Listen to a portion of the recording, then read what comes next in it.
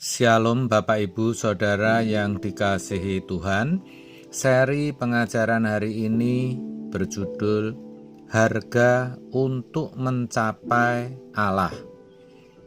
Saudara, tanpa kita sadari, seringkali kita itu memperlakukan Tuhan atau perkara rohani seperti barang murahan. Buktinya, kita bisa habis-habisan demi memperoleh sesuatu seperti kesehatan, gelar, atau kesuksesan, tetapi tidak bisa dan tidak berani habis-habisan untuk menemukan Tuhan. Kita juga sering memperlakukan Tuhan secara tidak patut, yaitu dengan tidak menghargai kehadirannya.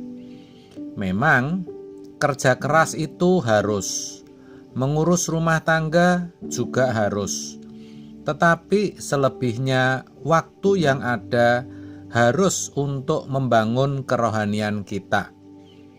Bahkan bisnis, urus rumah tangga itu pun harus untuk Tuhan.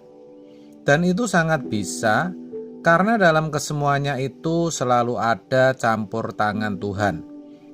Bagi orang Kristen baru memang sulit mengerti akan hal ini. Tetapi seiring dengan pertumbuhan kerohaniannya, mereka akan mengerti bahwa Tuhanlah yang menjadi gairah hidupnya. Tuhanlah satu-satunya dunia mereka. Maka kita harus berubah, saudara. Dan yang bisa mengubah diri kita itu kita sendiri. Jadi kita harus mengambil keputusan. Kalau sampai kita tidak berubah, itu karena memang tidak ada niat, tidak ada tekad dari dalam diri kita untuk berubah. Kita yang tidak membuat diri kita atau hati kita membara. Maka kita harus bangkitkan gairah kita.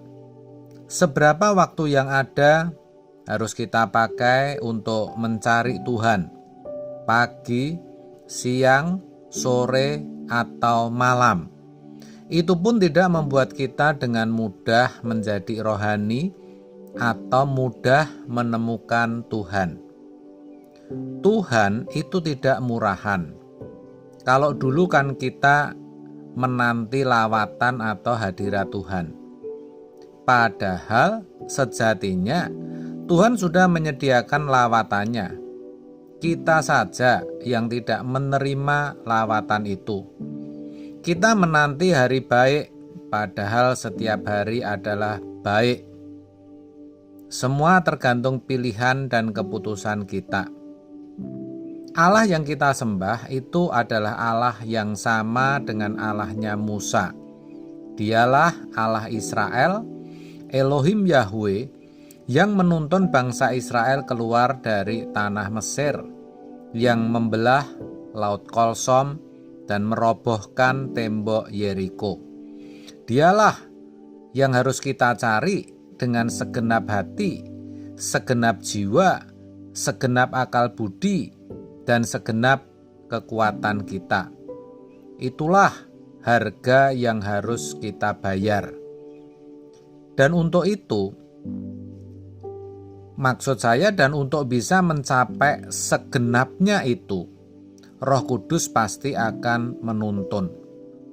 Tetapi kita tetap harus mengobarkan semangat kita. Kalau tidak, ya tidak akan bisa.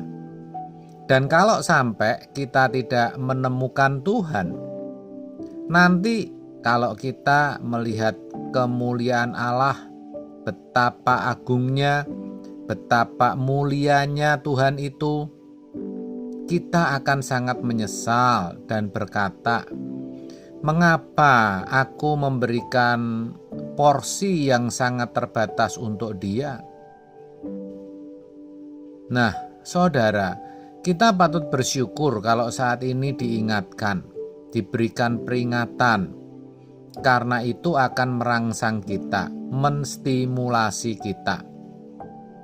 Kalimat kasihilah Tuhan Allahmu dan seterusnya berarti kita yang harus membuat diri kita mengasihi Tuhan, yaitu dengan segenap hati, jiwa, akal budi, dan kekuatan. Jadi jelas harganya adalah segenap, bukan sebagian. Ya, segenap, karena Tuhan bukan murahan.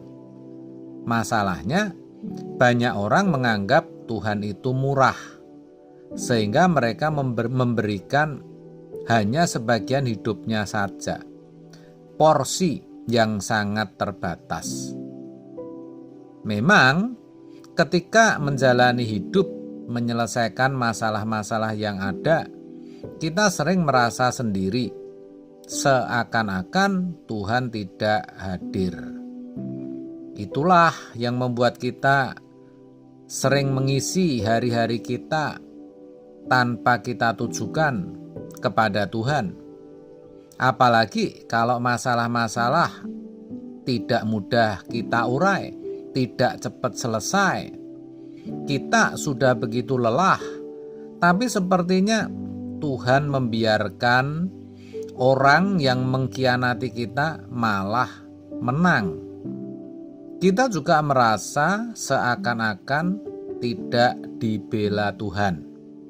Namun, justru disitulah kita belajar mempercayai Allah dan tidak mencurigai Dia, dan tetap mengarahkan diri kita kepada Tuhan.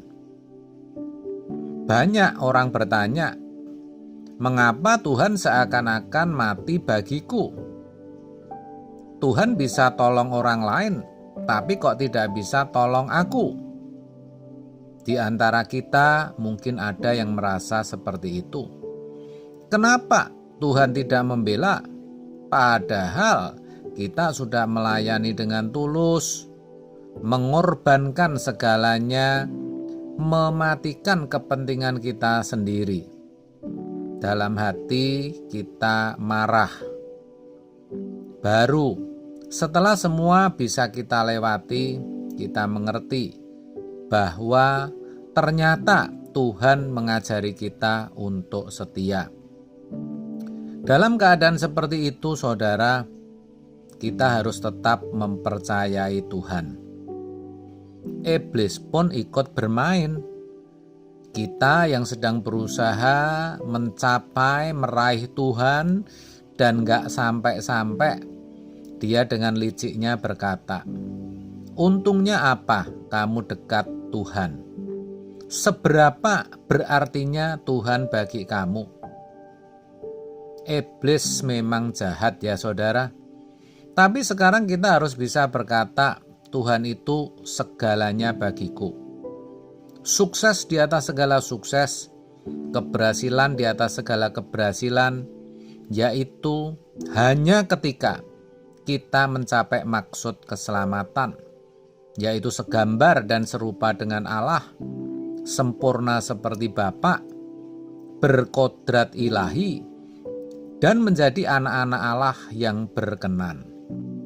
Maka saudara, jangan kita mencurigai Tuhan, lalu kita tidak segenap hati mencintai Dia.